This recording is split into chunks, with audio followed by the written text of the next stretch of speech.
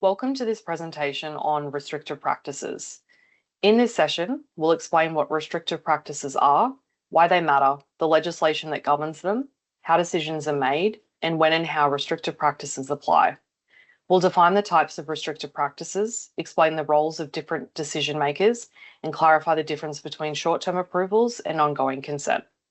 We'll also address chemical restraint versus healthcare decisions, discuss some common challenges, and highlight the safeguards and protections in place.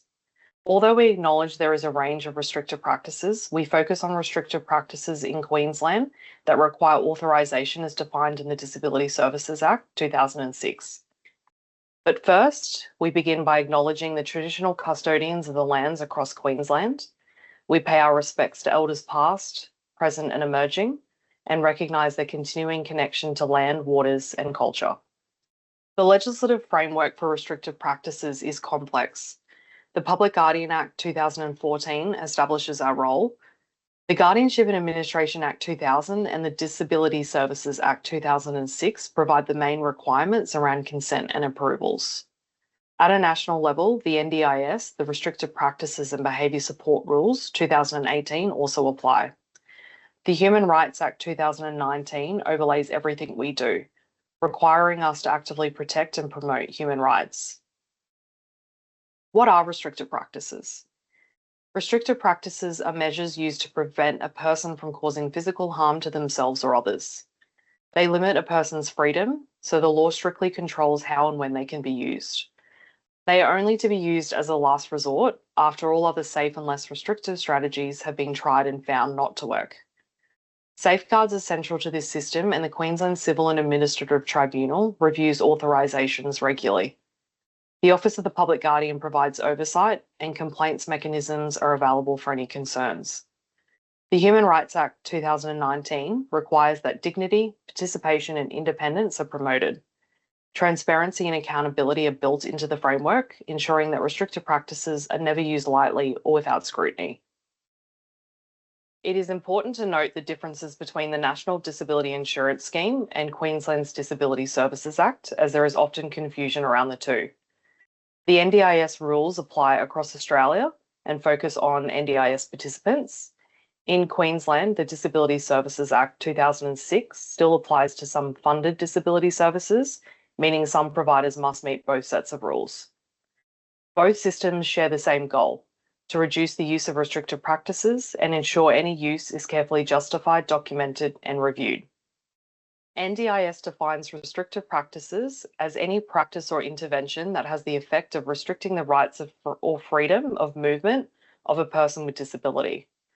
Under the NDIS Rules 2018, certain restrictive practices are subject to regulation.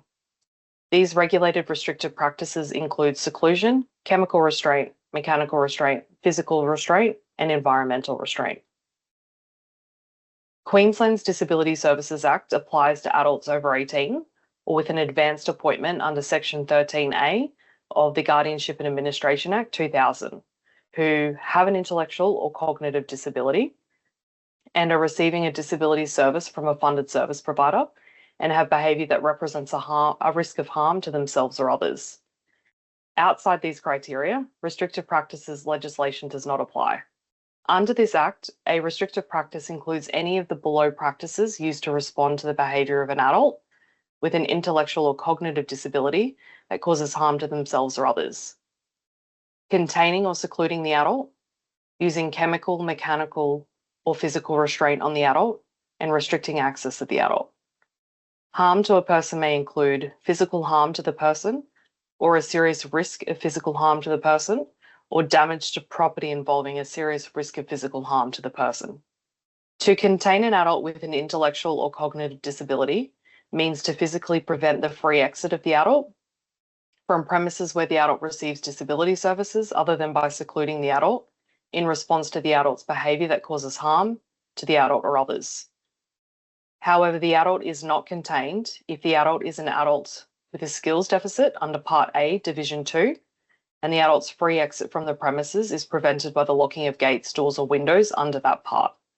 To seclude an adult with an intellectual or cognitive disability means to physically confine the adult alone at any time of the day or night in a room or area from which free exit is prevented in response to the adult's behaviour that causes harm to the adult or others.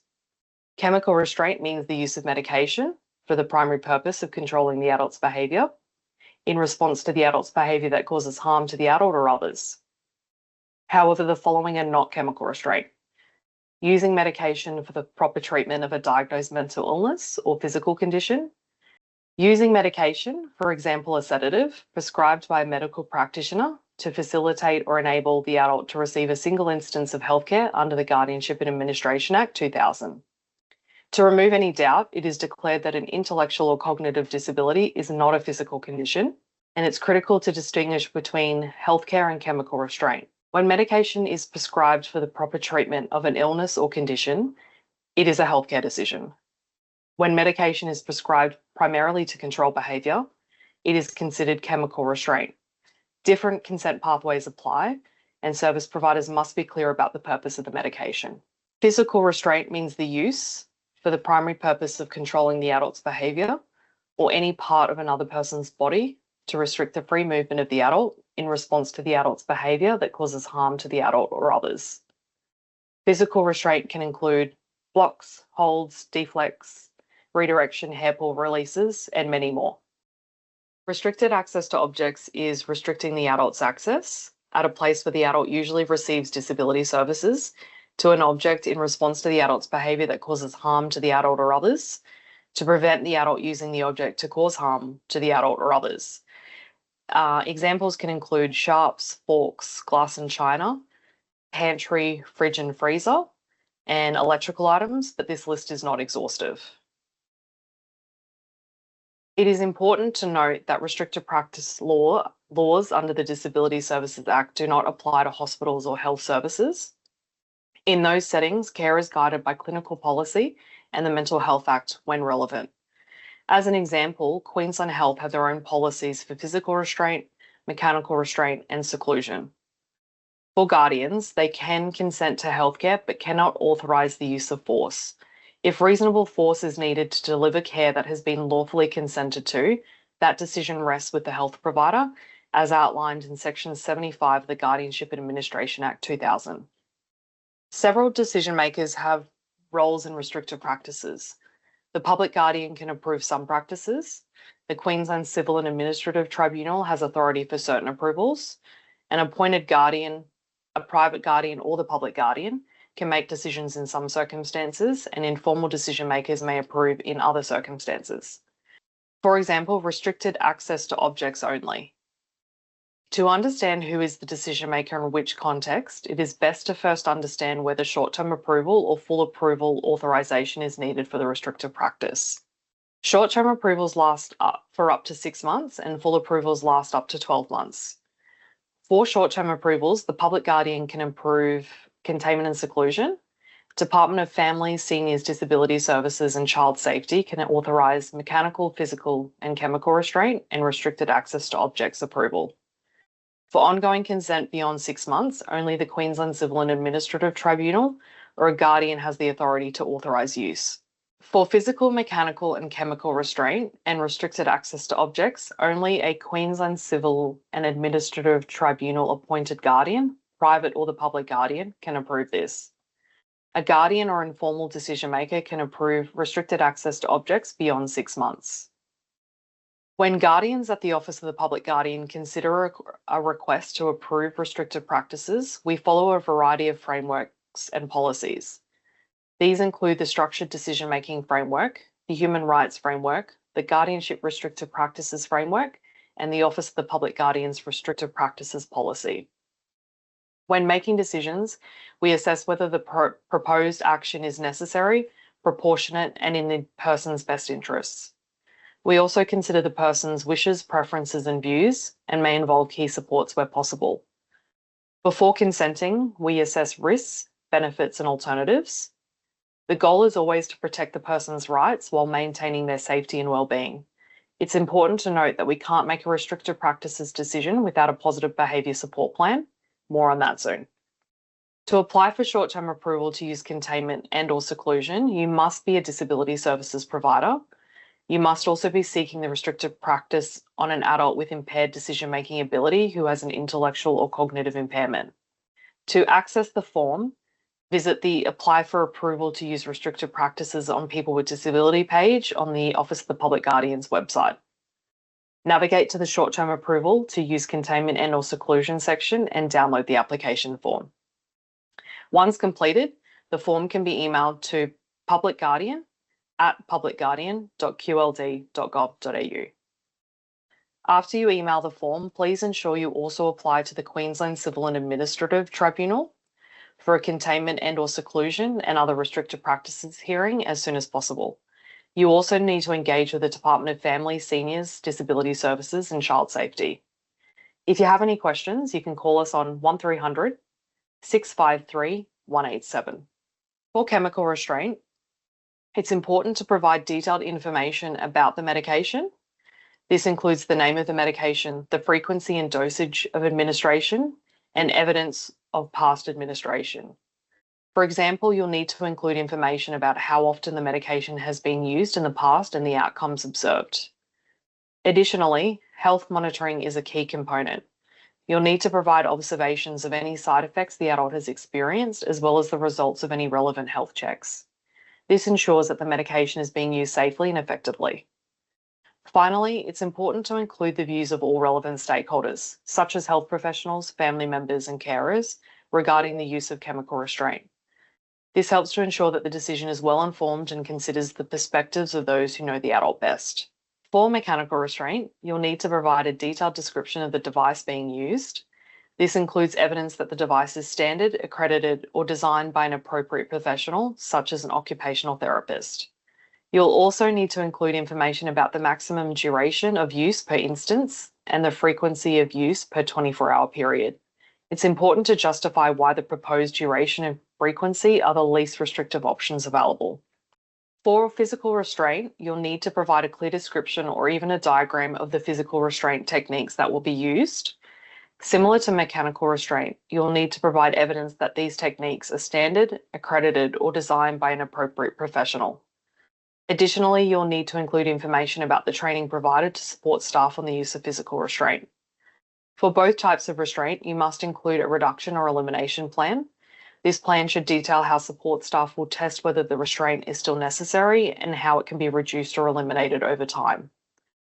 These requirements ensure that the use of mechanical or physical restraint is carefully considered, justified, and monitored to protect the adult's safety and dignity. Finally, let's discuss the requirements for applications involving restricted access to objects, or RATO. When applying for short-term approval to restrict access to objects, it's important to include a thorough risk assessment. This assessment should identify the specific objects that need to be restricted and explain the risks associated with those objects. For example, if the adult is at risk of harming themselves or others with a particular object, this should be clearly documented. You'll also need to provide a justification for why restricted access is necessary to ensure safety. This includes explaining why other less restrictive options are not appropriate or effective in managing the risks. As with other restrictive practices, a reduction or elimination plan is required. This plan should outline how support staff will test whether the restriction can be reduced or eliminated over time. This ensures that the use of RATO is regularly reviewed and adjusted as needed to minimise its impact on the adult's rights and freedom.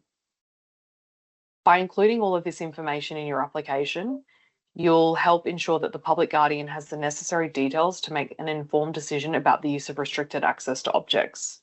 When working together with the Office of the Public Guardian, communication is key. Please feel free to ask us questions at any time. If we are appointed as an adult's guardian, please contact us early in the appointment. If we aren't appointed as the adult's guardian, we can still provide information to ensure the adult's rights are protected. If you need more information around the NDIS Quality and Safeguards Commission and restrictive practices, you can visit their website at www.ndiscommission.gov.au. If you would like more information about the Department of Families, Seniors, Disability Services and Child Safety's involvement in restrictive practices, you can visit their website at www.families.qld.gov.au. If you have any concerns for the rights and interests of an adult where the public guardian is appointed, then please contact us immediately, and email is best. We welcome feedback to improve our practice. Thank you for taking the time to watch this presentation on restrictive practices. For more information, please contact the Office of the Public Guardian by phone, email, or you can visit our website. We have lots of information and resources on our website, including fact sheets, forms, including the short-term approval form, training resources, and links to restrictive practices, policies, and frameworks to help service providers and decision makers understand restrictive practices. If you would like to make a complaint about a restrictive practice being used or anything else, please call us or email the complaints team via the address listed on this slide. Thank you.